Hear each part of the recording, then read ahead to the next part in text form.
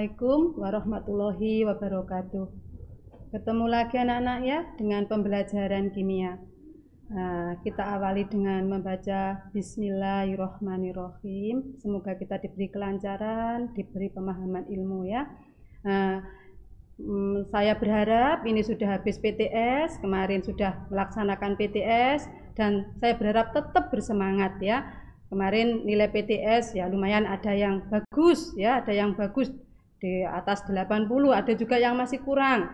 Tolong ya untuk ini pertengahan akhir semester 2 ini saya berharap lebih bersemangat ya dalam masuk Taruna Sinau dan juga dalam mengerjakan tugas-tugas yang diberikan oleh Bapak Ibu guru ya.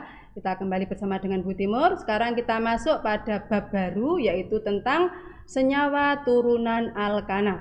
Tepatnya judulnya adalah gugus fungsi senyawa karbon ya, karena alkana merupakan senyawa karbon.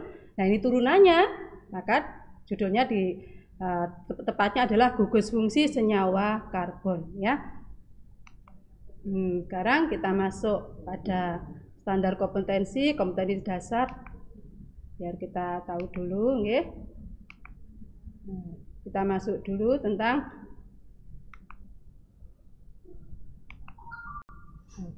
kita langsung lanjut senyawa turunan alkana atau gugus fungsi.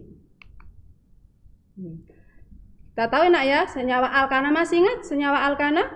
Waktu di semester 1 dulu, jadi alkana termasuk senyawa hidrokarbon ya, dengan rumus umum CnH2n+2. Nah, sekarang salah satu atom H-nya itu diganti dengan gugus fungsi. Nah, di antaranya ada yang dinamakan alkohol, kemudian ada yang dinamakan eter, kemudian alkanal, kemudian alkanon, kemudian ada dua lagi sebetulnya, yaitu ester dan asam karboksilat ya. Nah, ini kita masuk dulu. Yang pertama adalah senyawa turunan alkana yang bernama alkohol. Siapa yang tidak tahu tentang alkohol? Semuanya tahu ya nak ya. Nah, pemikirannya jangan yang negatif ya, alkohol itu banyak kegunaannya. Kalau kamu lihat alkohol 70%, itu diantaranya jangan alkohol yang sebagai minuman keras saja ya, ini adalah sebagai pelarut yang paling banyak ya. Jadi alkohol itu merupakan senyawa turunan alkana di mana atom H-nya diganti dengan gugus fungsi OH yang dinamakan dengan gugus fungsi hidroksil ya. Jadi kalau dulu kita kenal misalkan metana ya nak ya, CH4, maka salah satu hanya diganti dengan OH sehingga menjadi CH3OH. Asalnya namanya metana menjadi metanol. Tahu nak apa itu metanol? Nah, kalau metana kamu tahu ya, metana itu contohnya adalah LNG ya yang dipakai untuk masak. Tapi kalau metanol itu contohnya adalah spiritus. Sudah beda kan nak ya? Diganti atom H-nya saja sudah lain sekali bendanya, bahannya.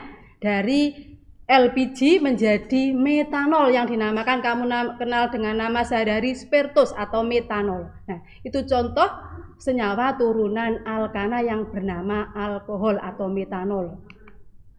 Ya, kemudian selain alkohol ada juga yang dinamakan eter. Nah, eter itu punya gugus fungsi alkoksi, ya, itu namanya gugus fungsi eter.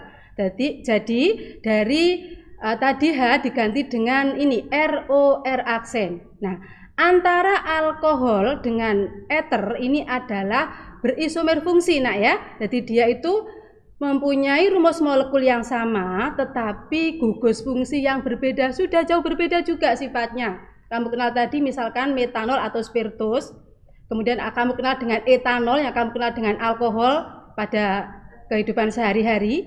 Lah kalau eter itu sudah lain lagi. Jadi sama-sama C2H5O ya, tapi dia sudah berbeda sekali. Kalau eter itu dipakai untuk obat bius, kan nggak sama ya. Nah, kemudian selain alkohol ada juga yaitu aldehida atau alkanal. Di sini punya gugus fungsi karboksil ya. Jadi di sini kalau kita lihat dari reaksi ya, dari alkohol apabila mengalami reaksi oksidasi akan menghasilkan aldehid. Ya, coba kamu lihat dulu dalam kehidupan sehari-hari, contohnya mulai dari ini nak ya, dari ketan ya. Kalau kamu makan ketan itu tahu kan rasanya ada agak manis ya, karena dia mengandung glukosa ya nak ya. Kemudian kalau kita kasih ragi, maka ketan tadi akan menghasilkan alkohol yang agak nyegrak sedikit ya. Jadi itu sudah mengandung gugus fungsi alkohol dari glukosa atau karbohidrat menjadi alkohol. Kemudian alkohol kalau kita biarkan agak lama akan agak pahit tapenya tadi. Di proses pembuatan tape ini ya, contoh sehari-hari enak ya. Tape itu agak pahit, kenapa? Karena berubah dari alkohol menjadi aldehid. Ya, dari etanol menjadi etanal, sehingga agak pahit tapenya. Kemudian lama-kelamaan tape besoknya lagi akan jadi kecut. Karena apa? Berubah lagi dengan gugus fungsinya menjadi karboksilat. Nah, ini contoh sehari-hari yang bisa kamu amati nak ya, perubahan dari gugus fungsi. Mulai dari glukosa menjadi alkohol, kemudian alkohol teroksidasi menjadi aldehid, aldehid teroksidasi lagi menjadi asam karboksilat. Nah, itu contoh gugus fungsi turunan alkana. Ya. Kemudian alkanon juga demikian. Tadi ada eter nak ya, alkoksi alkana tadi. Eter kalau teroksidasi akan menjadi alkanon, yaitu mempunyai gugus fungsi keton. Nah, fungsinya juga beda sekali, bahannya juga jauh berbeda. Kalau keton itu kamu sehari dengan untuk cat itu loh ya, untuk pelarut cat itu contohnya. Nah, sekarang apa kegiatan kita berikutnya? Kita akan menentukan langkah-langkah penentuan nama senyawa turunan alkana. Jadi kita akan mengidentifikasi gugus fungsi dulu. Jadi kamu kenali dulu nak ya, apakah dia punya gugus fungsi alkohol, yaitu dengan tadi ROH, atau punya gugus fungsi eter ROR, atau punya gugus fungsi alkanal, yaitu COH, atau punya gugus fungsi keton, yaitu COR aksen. Nah itu. Kemudian setelah kita kenali diantaranya tadi, kemudian kita memilih rantai induk. Rantai induk itu ketentuannya adalah rantai terpanjang yang harus dilalui gugus fungsi. Kemudian menuliskan nomor. Pertimbangannya adalah dalam menuliskan nomor terendah harus dekat dengan gugus fungsi. Kemudian baru kita menuliskan nama. Nah itu cara memberi nama senyawa-senyawa turunan alkana. Nah ya, ini diantaranya tata nama alkohol, tata nama eter, tata nama aldehid, tata nama keton, tata nama asam karboksilat, dan tata nama ester. Ini sudah lengkap. Nah ya, ada 6 senyawa dari turunan alkana ya. Nah, kita mulai belajar memberi nama dalam senyawa alkohol. Jadi yang langkah pertama tadi kita kenali dulu gugus fungsinya apa ya. Oh, itu ada warna merah, nah ya, itu adalah gugus fungsi OH atau hidroksil, gugus fungsinya alkohol. Setelah itu kita tentukan rantai terpanjangnya. Ada berapa rantai? Ini masih sederhana, berarti ada 3 atom C ya. Ada 3 atom C. Kemudian setelah itu kita kasih nomor nak. OH-nya itu harus terikat pada nomor serendah mungkin. Di situ ada di tengah, makanya berarti nomornya dari kiri kanan sama saja, berarti nomor 2. Nah, dikasih nama karena C-nya ada 3, maka dari kata propana menjadi 2-propanol. OH-nya nomor 2 ya, kemudian C-nya sebanyak 3. Sehingga namanya adalah 2-propanol. Kemudian nama lazimnya atau nama trivialnya adalah propil alkohol. Nah, jadi kalau nama IUPAC-nya itu kalau yang bawah nak ya, kalau di bawah itu contohnya adalah propanol ya, atau 1 propanol, maka punya nama IUPAC propil alkohol ya. Kemudian kalau yang atas tuh nama lazimnya adalah sekunder propil alkohol. Beda-beda nak ya. Nah, itu. Kemudian sekarang eter, nanti silakan belajar lagi di Google ya, karena di sini sangat terbatas ya. Silakan googling, maka nanti akan lebih paham kamu. Sekarang kita lihat eter nak. Eter, kamu kenali dulu gugus fungsinya. Ada gugus fungsi alkoksi, ROR aksen. Nah, tata nama IUPAC-nya adalah Kita kasih nomor sebetulnya ya. Jadi O itu terletak pada nomor berapa? O nomor 1, berarti cukup etoksietana. Kemudian kalau tata nama lazim atau trivial dengan pakai nama alkil eter, maka di sini adalah karena kiri kanan sama etil, maka cukup disingkat dengan dietil eter. Nah, itu ya contoh dari senyawa eter. Kalau pengen lebih jelas silahkan lihat di buku ataupun lihat di Google, nggih, silahkan download sendiri. Ini contoh tata nama aldehyda. Aldehyda atau alkanal dengan tata nama IUPAC alkanal. Kemudian bagaimana caranya? Kita usahakan kalau aldehyda memang gugus fungsi selalu di nomor 1. Cukup sekarang kita kasih nomor cabangnya saja kalau ada cabang. Nah, untuk rantai utamanya kita ambil yang lurus saja nak ya, berarti dari kanan ke kiri. Ada 4 atom C. Kita kasih nomor. Penomorannya juga dari kanan, berarti metilnya terikat pada C nomor 3. Maka namanya adalah 3 metil karena C-nya sebanyak 4. Butanal. 3 metil butanal. Tidak semuanya senyawa turan alkana ini punya nama lazim atau nama trivial. Enggak semuanya. Kalau IUPAC mesti ada, tapi kalau nama lazim itu enggak semuanya punya ya. Jadi kalau seperti ini 3 metil butanal, mau kamu kasih tata nama lazim agak kesulitan ya. Jadi enggak semuanya punya nama lazim. Kemudian contoh misalkan ini contoh cuka enak ya, asam karboksilat, maka nama lazimnya adalah asam asetat. Kalau tata nama IUPAC-nya artinya asam etanoat ya, karena artinya sebanyak 2. Asam etanoat dengan nama lazim asam asetat. Nama kamu sehari-hari dengan kata-kata cuka. Nah, itu ya contohnya. Nah, sekarang kita kenal keton nak ya, sedikit-sedikit.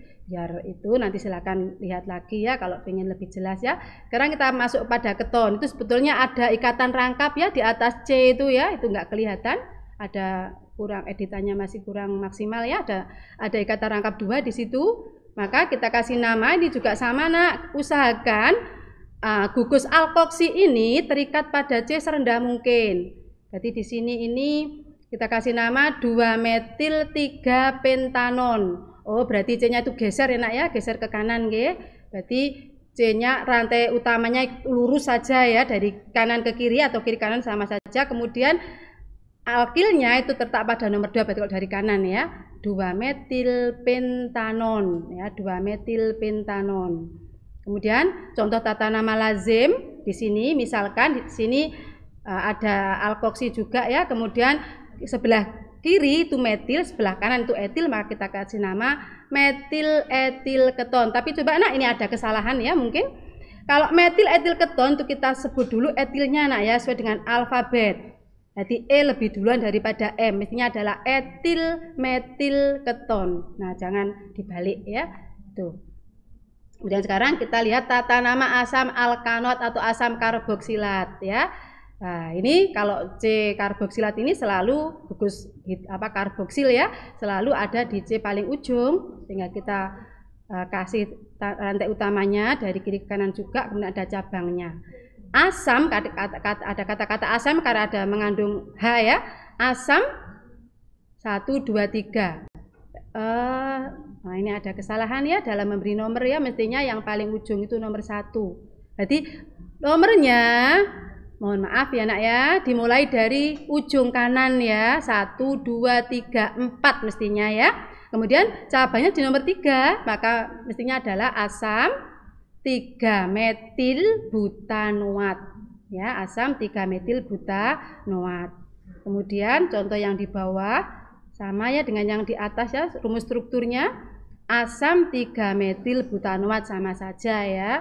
Nah, tuh. Nah, selamat belajar, tapi sebelumnya saya simpulkan dulu ya nak ya. Jadi tadi senyawa turan alkana tadi ada istilahnya dua kelompok nak ya. Yang pertama tadi adalah kelompok alkohol ya. Mohon dicermati. Jadi alkohol kalau mengalami oksidasi akan menghasilkan aldehid. Aldehid mengalami oksidasi akan menghasilkan karboksilat. Contoh alkohol, sudah tahu nak ya, kegunaannya adalah dipakai sebagai bahan pelarut yang paling banyak, bahan pelarut dalam dunia obat-obatan maupun apa namanya dunia obat-obatan maupun dunia apa ya, banyak lah nak ya, dunia dalam bidang kimia juga banyak. Kemudian aldehyda kebanyakan dipakai untuk pengawet ya, contohnya adalah formaldehid. Karboksila dipakai sebagai asam. Nah ini satu kelompok atau satu deret senyawa yang tadi saling berturutan nak ya, jadi yang mengalami oksidasi lanjut tadi. Kemudian kelompok yang lain adalah kelompoknya eter nak ya. Eter tadi diawali dari eter ya. Eter mengalami oksidasi menghasilkan keton. Keton mengalami oksidasi menghasilkan ester. Contoh eter apa? Eter contohnya adalah sebagai obat bius ya. Kemudian misalkan dietil eter itu untuk bius ya dalam dunia kedokteran. Kemudian keton apa contohnya? Contohnya misalkan aseton dipakai untuk pelarut cat. Itu contoh sehari-hari. Kemudian dari keton teroksidasi jadi ester. Ester apa contohnya? Dipakai untuk pembuatan esense. Nah ya, dipakai untuk pembuatan esense. Nah, ini contoh dari senyawa-senyawa turunan alkana ya. Oke, sampai di situ dulu. Minggu depan akan dilanjutkan oleh Bu Lulu dan Pak Rahmat. Mohon maaf atas segala kekurangan. Kalau pengen lebih jelas lagi silakan melihat buku ataupun melihat sumber-sumber yang lain. Saya akhiri. Wassalamualaikum warahmatullahi wabarakatuh.